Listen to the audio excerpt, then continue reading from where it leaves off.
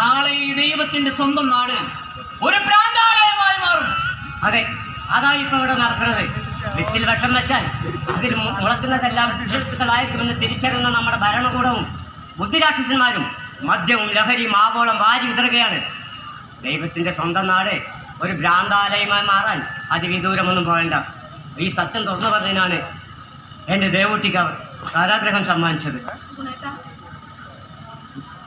എല്ലാത്തിനും സാക്ഷി ഞാൻ.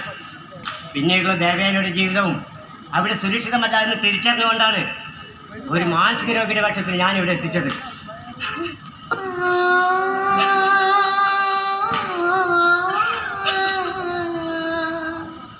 കുഞ്ഞെ, ആദിവാസി ക്ഷേമത്തിന്റെ ഭാഗമായി സർക്കാർ നടപ്പിലാക്കിയ ആദ്യ വിദ്യാലയം. നിയമനം ലഭിച്ച അധ്യാപകരെല്ലാം കള്ളരേഖകൾ ഉണ്ടാക്കി വീട്ടിലിരുന്ന് ശമ്പളം പറ്റിയപ്പോൾ പരിമിതമായ വിദ്യാർത്ഥികൾ മാത്രമുള്ള ആ സ്കൂളിൽ എല്ലാം ബാലന്മാർക്ക് മാത്രമായിരുന്നു.